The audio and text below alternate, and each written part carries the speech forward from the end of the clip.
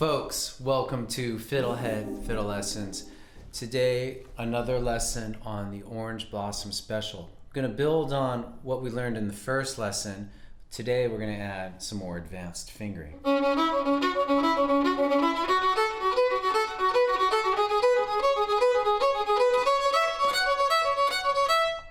All right, so now that you get the basic idea of what we're going to do, let's actually do it.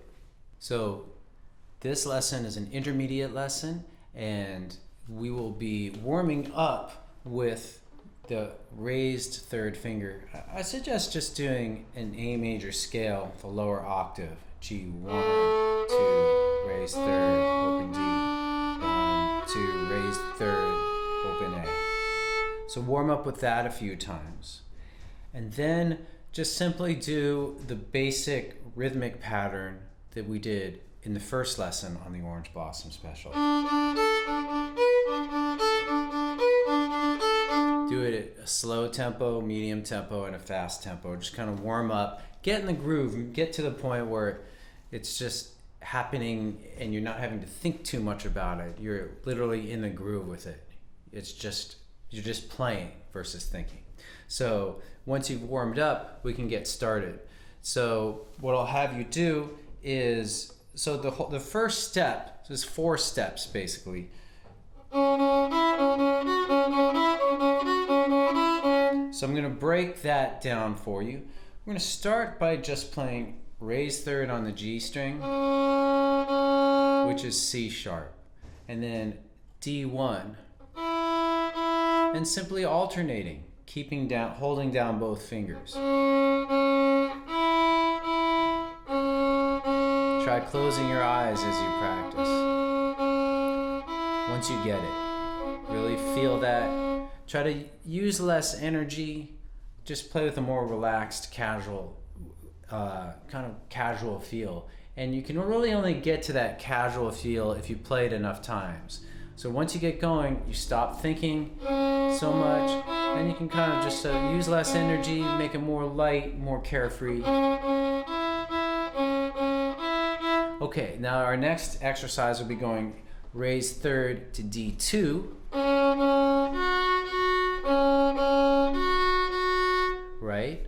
And then once you get that and follow the same sort of practice arc, we'll alternate between these first 2 warm-up exercises where we'll go to D1, then to D2. Now, when you play that D2, I recommend strongly that you keep the first finger down, then it's waiting for you. And keep the first down while playing D2. And keep the raised third always down.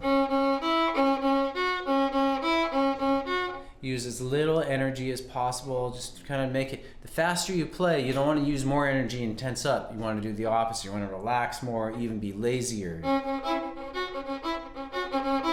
Maybe use less volume, just make it as kicked back as you can. Even if you're playing super slow, use little bow, all right? So, okay, so once you really get those fingerings warmed up and that alternation warmed up, we're ready to actually apply those fingerings to our basic Orange Blossom Special rhythm. So here's one repetition of that.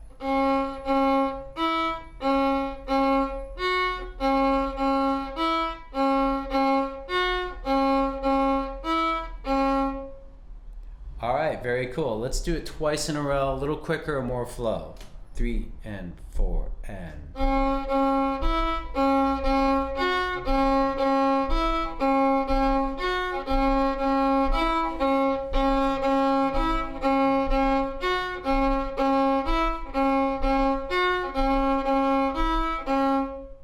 Okay, now let's do the same exercise with a play along track from the FiddleHed lesson page.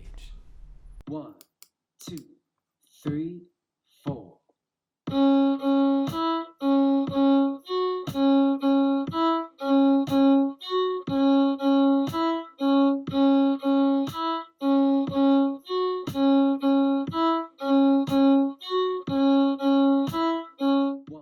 All right, excellent. So if you were able to do that, then you get the basic idea that we're just gonna do that for each of the other 3 parts in this tune. So I will move more quickly now that you got it.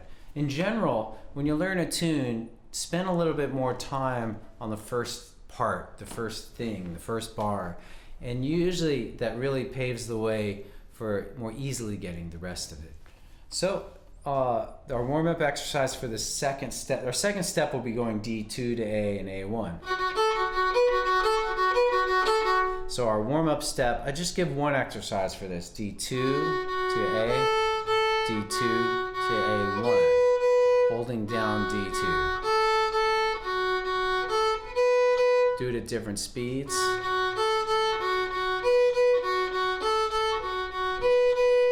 All right, and then we just apply the rhythm to that.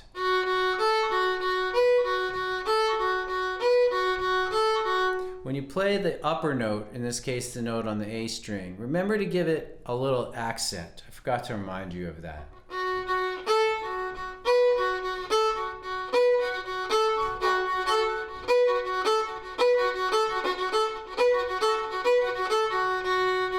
So take it at your fastest tempo, and if you start to fall apart, then you're going too fast. You know, your fastest tempo is your fastest tempo that you can do without falling apart, and then see what your slowest is. Playing very slowly helps you to play faster, especially if you do it with a beat. It's challenging and hard. The easiest tempo is like the middle of the road. Slow is hard, just because it's mentally weird. Okay, so moving on, the third part is just like the first part, in which we went G high 3 to D1. But we just start with D high 3 and do the same fingering. I'll do it more slowly though, starting D high 3, which is G sharp.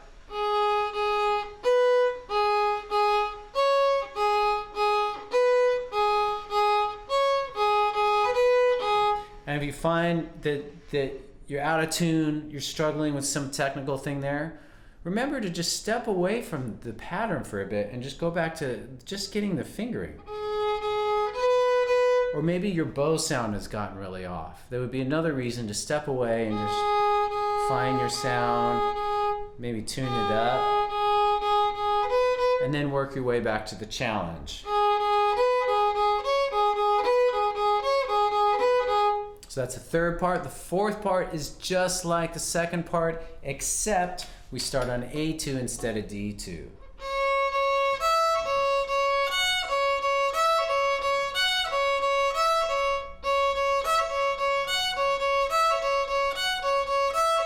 So this is yet another example of why we really just try to get the first thing in a tune down, and in general anything down solidly, but instead of learning things too quickly. If you learn one thing really well, it usually has like compound interest, compound benefits that happen over time as you continue to practice. So another way of saying that is if you really practice the first step a lot and you mastered it, then when it came time to doing this, it would have been a lot easier than starting from scratch. Okay, so that's this whole lesson, and I have multiple playing along tracks for this on the FiddleHed lesson page. And I'll close just by saying that in the third lesson, which is coming up, we're going to focus on the chords behind this.